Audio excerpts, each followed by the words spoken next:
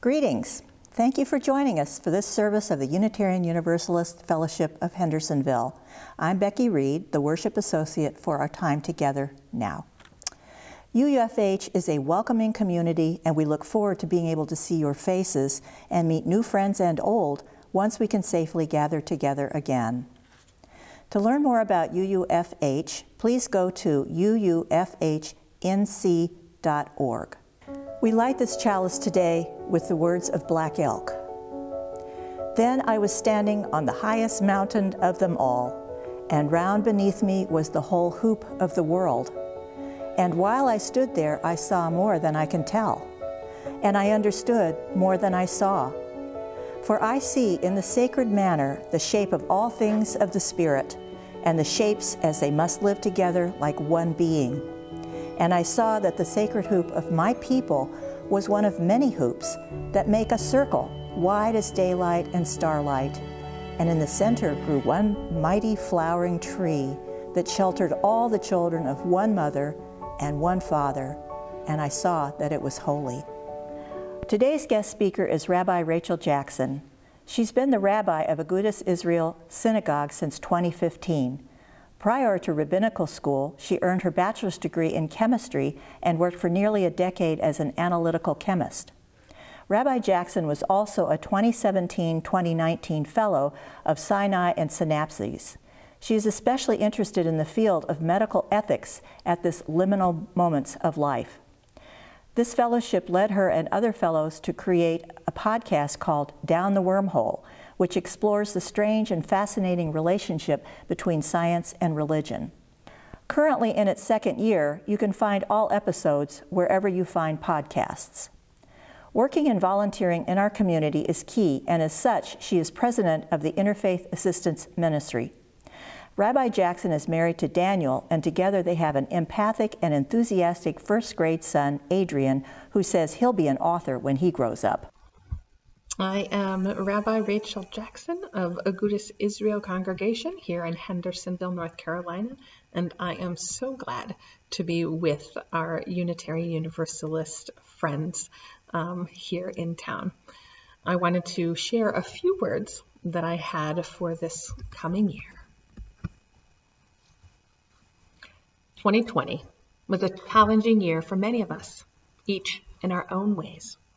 Several of our entertainment outlets were shuttered, and we needed to find a new way of getting escapism relief. In our household, we subscribed to Disney Plus and HBO Max, which combined was still cheaper than seeing a single movie in the theaters for our family. But it was still a decision rather than an obvious choice, because I don't watch a lot of TV or movies. We haven't had cable network or TV in our house in over a decade. These forms of entertainment were not a part of my childhood. Though they were part of my husband's upbringing. I say this because when he turns it on, he has hundreds of things he could watch and enjoy. And when I turn it on, I feel a bit paralyzed by all the choices. I gravitated to a couple of sitcoms which I'd already previously watched because I needed the fluff. There were also days when the 22-minute predictable episode did not provide the avenue for whatever emotional stimuli for which I was searching. Often that had to do with a need for deep laughter. Not the chuckles or smiles which often accompany sitcoms, but a full torso laughter, a guffaw, a roar, even a snort. For me, like many others, stand-up comedy is the right ticket. And just like I chose sitcoms which I had seen, so too did I frequently find myself choosing another known entity. Enter Whose Line Is It Anyway? Originally a British show which made its way to the US in the late 90s, it's a short-form improv show with 4 performers. I find improv unbelievably fascinating. Beyond the creativity and the intellect and the rapid thinking which is required, even more than all of that, is a mindset unlike any other. It is a mindset anyone can adopt into their life, improv or not. Many of us get trapped into a way of thinking that forces us into a black and white attitude. Once there, it's easy to live in a world of us and them, which isn't a far leap of us versus them. And when we inhabit that perspective, if a suggestion is made, the knee-jerk reaction is commonly, no, but... And this is where the improv mentality is genius, in which the response to an idea is, yes, and... In 2020, it felt like all we heard was, no, but... Whether that was part of the political conversations, the racial injustice crisis, the pandemic catastrophe, the economic depression and disparities, or, I don't need to tell you, the list goes on. A rejection right off the bat of an idea, followed immediately by one's own agenda. It's enough to make anyone protest in their hearts, if not in the streets. 50 and 60 years ago was another era of protests. Civil rights, women's rights, anti-Vietnam War being the primary foci. Then, like now, songs captured the intensity and the cultural desires of a generation.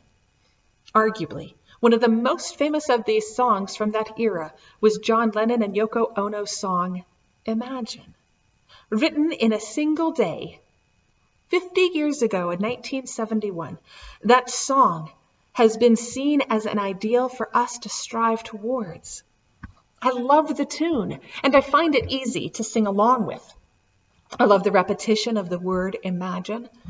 I love the feeling of hope and of dreams which permeate the lyrics. I love the invitation to join. And when I am singing along, which is every time I hear it without fail, sometimes I mentally pause. When I give myself the space to imagine a world with no country, no religion, no possessions, I get a little uncomfortable. And this discomfort is added to by the lyrics of everyone living for today and above us only sky. So when it comes down to it, much of the ideology espoused in this song, I am fundamentally challenged by. Lennon and Ono saw the destruction of seeing the world in black and white, of us versus them. For them, the antidote was pure unity, a oneness which could incorporate all. I can personally subscribe to this idea as it pertains to our eternality connectedness, our souls, if you will. I have deep trouble with it in the world as I know it, however.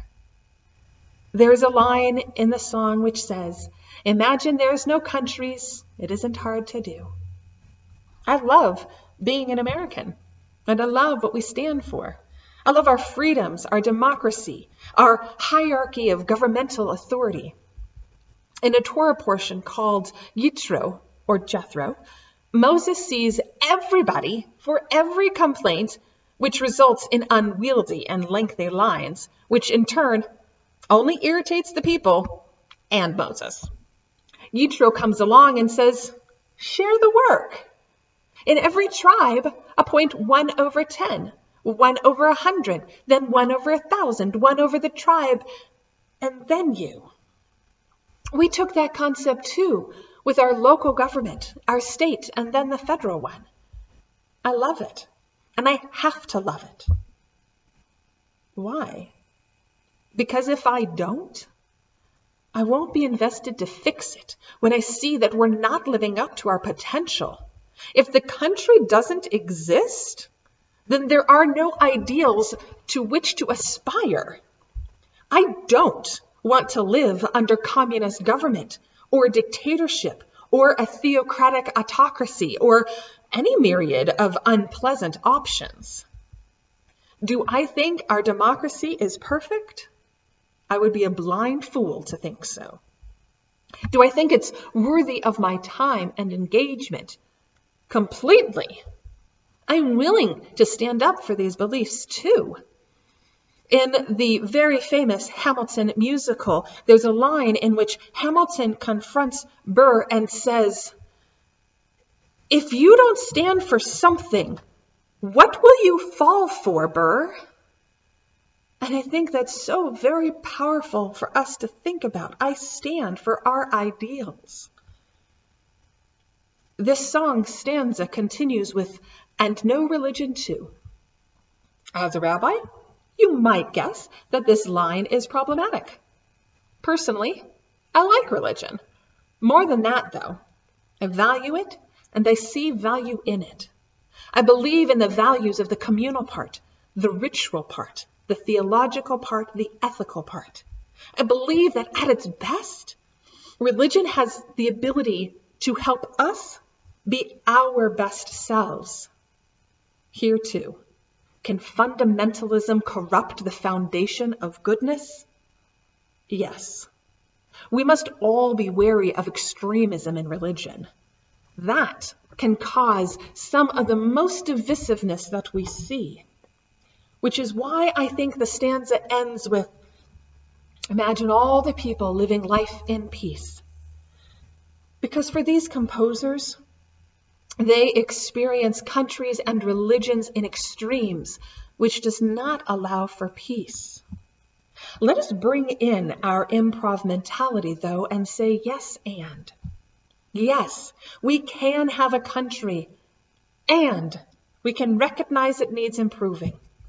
Yes, we can have religion, and it can be amazing.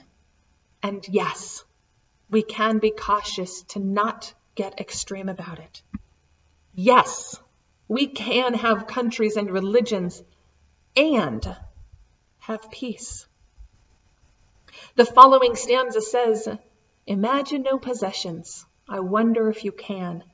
No need for greed or hunger, a brotherhood of man. Imagine all the people sharing all the world. I think we live in a world of plenty, a world of abundance. I think we also live in a country with unbridled capitalism and scarcity tactics. My 6-year-old son is intrigued by the biggest, the oldest, the smallest, the richest, or whatever extreme you want to look at. Basically, the entire reason for the Guinness Book of World Records. He asked, who's the richest person in the world? And by leaps and bounds, the answer is Amazon tycoon Jeff Bezos, as if today he had $190 billion. Yes, billion. That's just absolutely insane. I saw a meme which said we should abolish a billionaire, of which there are over 2,000 in the world. Once a person reaches 999 million, they should get a trophy that says, congratulations, you've won capitalism, with all future earnings going to better the planet. It's a lack of balance we're experiencing, not just a lack. To me, the answer to that balance is not a disposal of all possessions. I believe that we can all share in the world and have things which are our own. Yes to possessions and yes to sharing. In general, I think the song Imagine wants to only live in a universalistic world. For me, yes to the universalistic ideal, and add the particularistic ideal which allows for our uniquenesses to shine. I was listening to a radio show called The Splendid Table with Francis Lamb as he recently interviewed Sean Brock, who was most well known for his Southern cuisine. He was talking about cornbread and fried chicken and detailing the differences by Southern region, the Appalachia, the Low Country, Orleans, etc. Now, I grew up on Southwest cornbread, which is its own thing entirely. I had no idea that there were so many ways of making fried chicken. The diversity just in culinary tastes is astounding. If we are universalistic and have a singular unity as an ideal, then we lose the beauty of these differences. I love having religion in my life, but not just any religion, Judaism. I love being Jewish. I love our texts and our discussions. I love our rituals and our rites. I love our language and our worldview. And I love that it's a good fit for me. A great example of loving your own religion and allowing others to love theirs is a Hindu proverb, which says this: there are hundreds of paths up the mountain, all leading to the same place. So it doesn't matter which path you take. The only person wasting time is the one who runs around the mountain, telling everyone that their path is wrong. A few years ago, when I first met with other people involved with Sinai and Synapse's organization, one of them showed me his wrist tattoos in Hebrew and Greek, which I thought was pretty neat. I asked the symbolism, and he said it was the beginning and end of the Bible. I asked, which Bible? After an eye-opening explanation for both of us, a beautiful friendship has emerged. His was the view that there was only one Bible when he made the statement. Our conversations since have been able to expand our understandings of each other better. My friendship with him has given me the gift of knowing myself better, and I think he would say the same.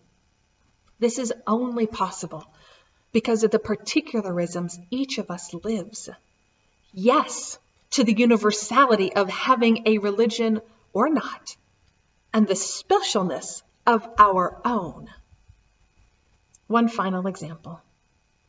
I have another dear friend who lives in a major metropolitan city, and I live, well, here. We often refer to each other as city mouse and country mouse. She sent me a scale called The Definition of Darkness, which illustrated how many stars a person can see depending on the urban or ruralness of their location. The least visible was at a 9, and the most stars visible a 1.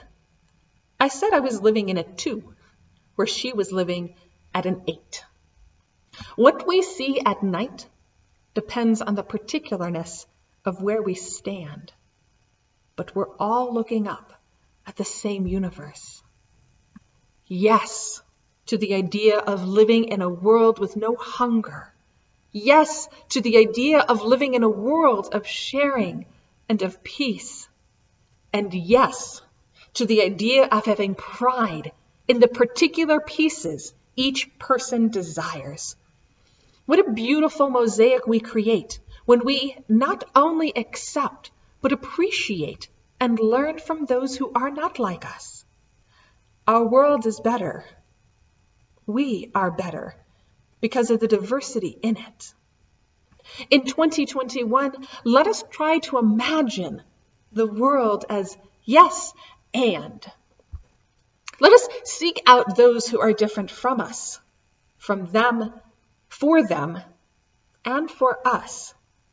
Let us not see life as oppositional. Let us rather engage cooperatively, if I can speak, to create a just and a kind society that we are pleased to be a part of. Let us proclaim our particularisms and even our peculiarities out loud and with pride. May this coming year be filled with hope, happiness, healing, and health. May we endeavor to engage with everyone. May we work to make the world a better place. May this be so. I want to leave you today with a reading by Rabbi Sidney Greenberg, a reading which takes Ecclesiastes 3, made famous by the song Turn, Turn, Turn by Pete Seeger, and he turns it in a way which allows the song to take on, or rather the piece from Ecclesiastes, which is a song, take on a whole new meaning.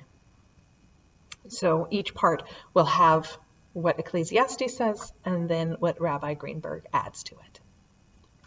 For everything there is a season and a time for every purpose under heaven. a time to be born and a time to die. We did not choose to be born, but we must choose our way of life. We are born a second time when we choose to live nobly. We cannot hope to avoid death, but we can invest a part of ourselves in the things that never die, and thus live on beyond our mortal span. A time to plant and a time to harvest what has been planted. We harvest what others have planted before us. May we so plant the nourishing fruits of our labors that will be harvested by those who come after us. A time to kill and a time to heal. Now is the time to dedicate ourselves to destroy the evil within us and around us. Now is the time to resolve to heal the hurts and wounds of those who have been bruised, some of them by us. A time to break down and a time to build up. This is the time to break down the walls of estrangement that separate sibling from sibling, parents from children, husband from wives, and the human being from God. This is the time to build up the bonds of caring that draw us closer to one another in love and in tender regard. A time to weep and a time to laugh. Let us weep for the days we have wasted, for thanks we did not offer, for the tears we did not wipe away, for the gifts we did not use, for the good that we left unnoticed. Let us laugh with hope that we can and will do better in the year that we are about to begin. A time to mourn and a time to dance. At this time we mourn with all who in the year gone by have suffered the death of loved ones, a loss of dignity, a shrinking of self-esteem. We dance for joy with those who have been blessed with good fortune, who have enlarged their sympathies, widened their compassion. A time to cast away stones and a time to gather stones. Now is the time to cast away the heavy rocks of remorse and regret that lie on our hearts, the rubble of blasted dreams and collapsed hope. Then let us gather the scattered stones and build with them a temple of vision renewed and spirit refreshed as we journey confidently toward the beckoning future. There is a time to lose and a time to seek. It is always a time to seek the good in each other and for each other. This season is the best time to lose the pettiness and callousness that diminish our stature and contract our horizons. There is a time to keep and a time to cast away.